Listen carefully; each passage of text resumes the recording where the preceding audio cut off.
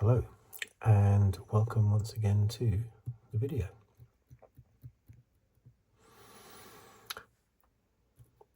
In this one, I thought I would have a little look at what is currently in the news in Formula One.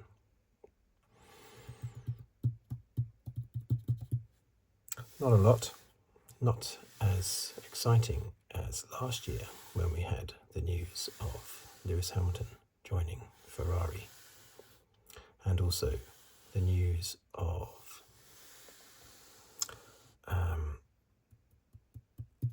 Adrian Newey leaving Red Bull.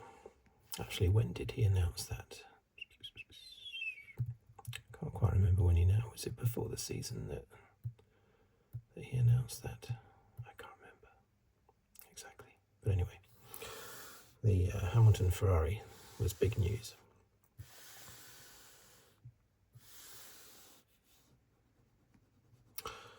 What was I going to look at first? I was going to look at, Aston Martin.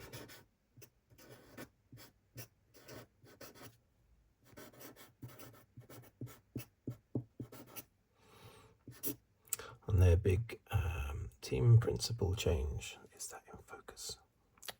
Hold on a moment. Is that in focus? Delegate operation. Yes, in focus. Yeah, so Mike Crack is out and Andy Cowell is in.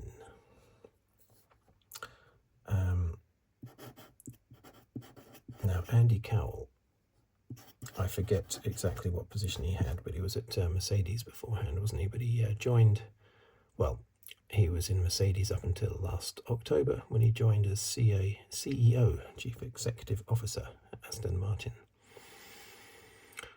But now Mike Crack, who has been the team principal at Aston Martin since 2022, has now been moved. I doubt Aston Martin would class it as a demotion. He's been moved to Chief Trackside Officer, and Andy Cowell is now the team principal, the new TP. Mike Crack out. Now,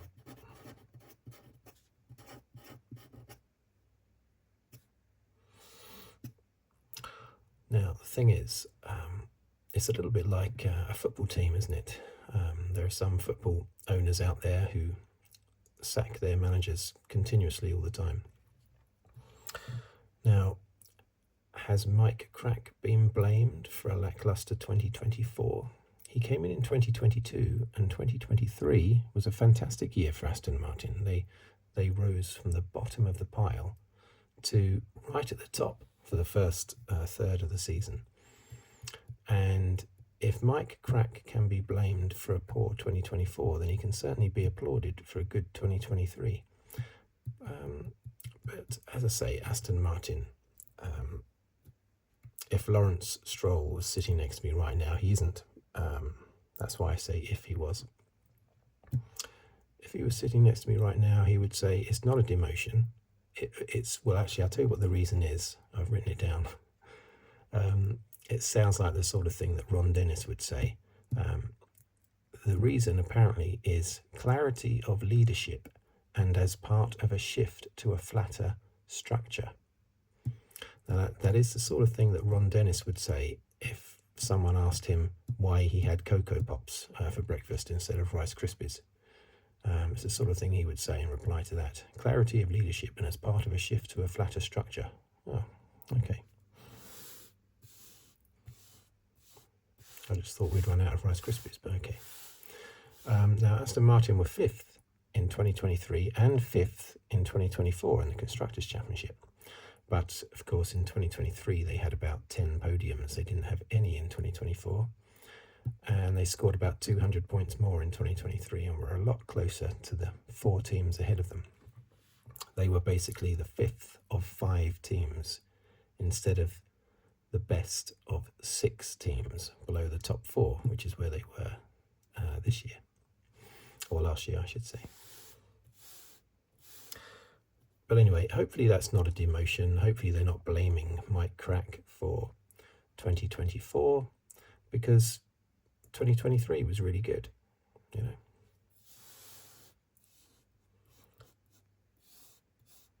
But anyway, Andy Cowell is in, new team principal. There are some team launches coming up. We only know of 2 so far. We know that Williams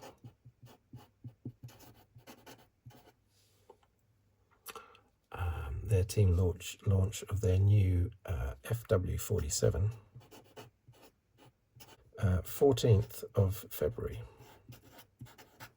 is their launch, 14th of February. And we have another one. Ferrari is on the 19th of February.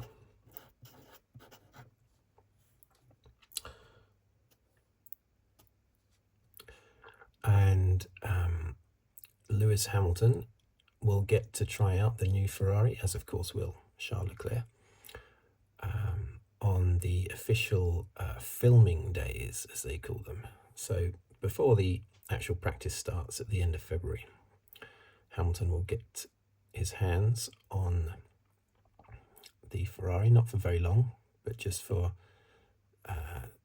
the awkwardly named filming days, which is just basically an extra test, an early test session before testing.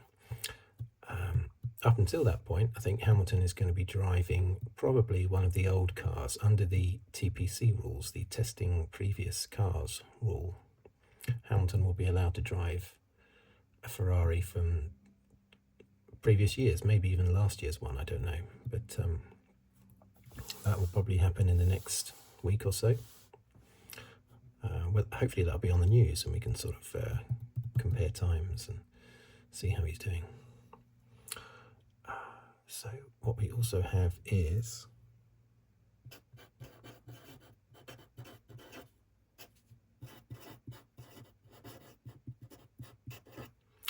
Franco Colapinto is going to be a reserve driver at Alpine.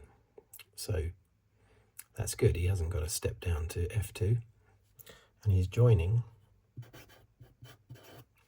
Rio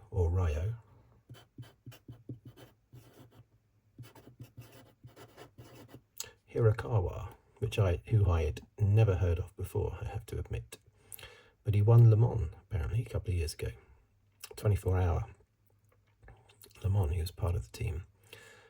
He does a lot of tin-top racing. I think that's all he's done so far, isn't it? Maybe. No, he must have done some open wheel. He's not going to go straight into reserve driver in Formula One, so he must have done open wheel. But I think his success has come from tin-top. So yeah, that's a little bit left field, that move.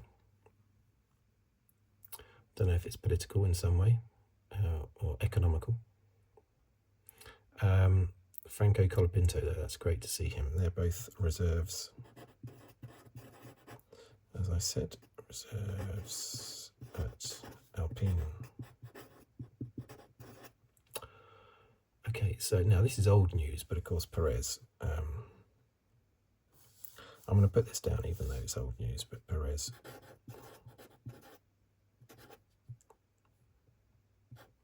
out. Lawson in now. All season I've been saying, I hope they do this. Some people have commented on my channel that in a way they hope it doesn't happen to protect Lawson. And I can see why, but I also think there are plenty of drivers out there that can be thrown in the deep end. Hamilton was, and he was fine.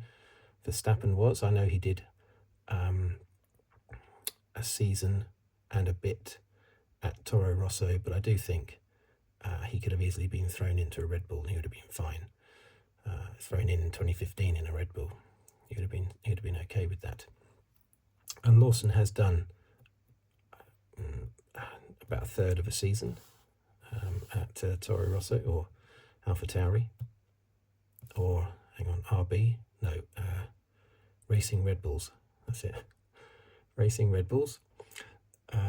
Although technically he did it at RB because that's what it was called then. Oh dear. Chocolate and changing their names all the time. Yeah, Perez, but he had to go basically. It's weird, isn't it?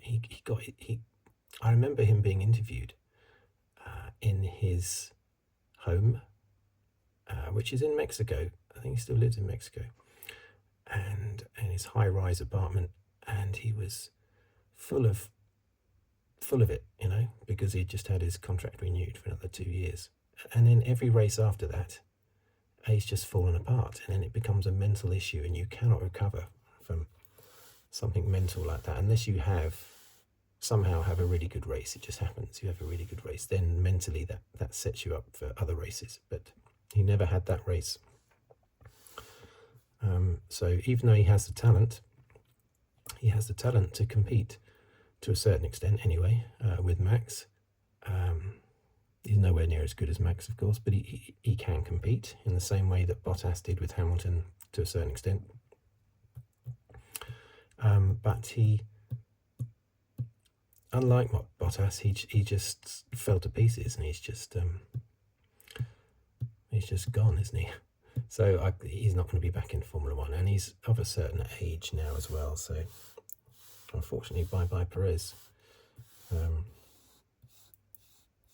We mustn't forget his fantastic drives, like, was it Malaysia 2012 when he finished second to Alonso, nearly won the race, second to Alonso in his Sauber. And he was second in another race that year as well. Was it Monza, possibly? And then, of course, I thought he was okay at McLaren, but he was dropped after 1 year, but I thought he was all right at McLaren.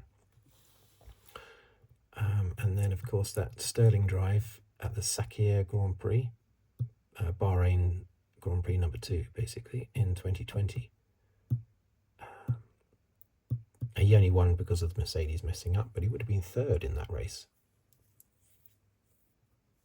despite being in last place at one point, having gone off the track, having collided with Leclerc. But yeah, so sorry to see him go in this way, but he has to, really. So I'm looking forward to seeing what Lawson can do. Right, the last bit of news I'm going to say is Belgian Grand Prix.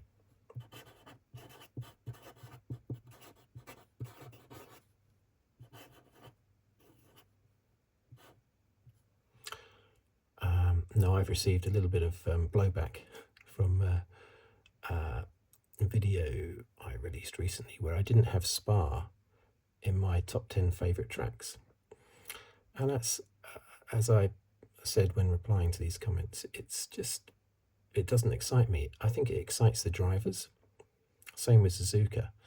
But if we talk specifically about Spa, it excites the drivers. Yeah, and Eau Rouge, yes, that is exciting to watch, but you're never going to get overtaking through there. I know Mark Webber did it once on Alonso, I think, didn't he? But they stand out. It's once every 10 years there'll be an overtaking manoeuvre through Eau Rouge. Extremely dangerous to try that. So you've got these, it's mostly fast sweeping bends on a very big circuit. So if you're there in person, you're only seeing 40 odd laps instead of 60 laps at another circuit. And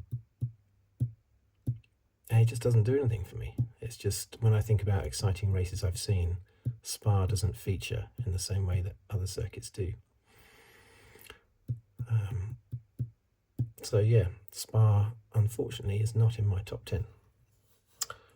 Now, the Belgian Grand Prix is not going to be every year in its new contract. It's racing in 2025, it's on the circuit, but after that, it's going to be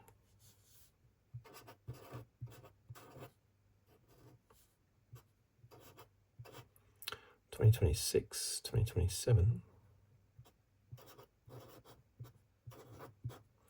2029 and 2031. So what race will be 28 and 30?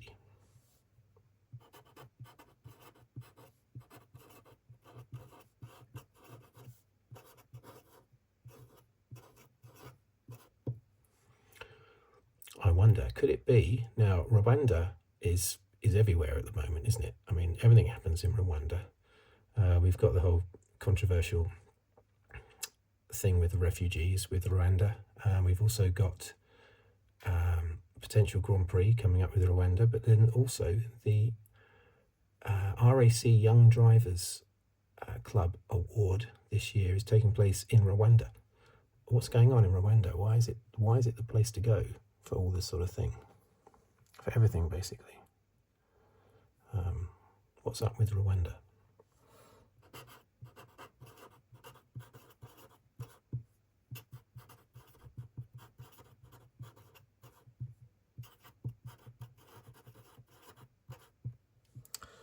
Also got Thailand, who are looking for a Grand Prix soon, and possibly the return of South Korea. But I think once you've already had a go at it, like South Korea have, once you've already had a go and it's not worked, and it's not been funded properly and it's fallen apart, I don't think you can really be in the running for another go.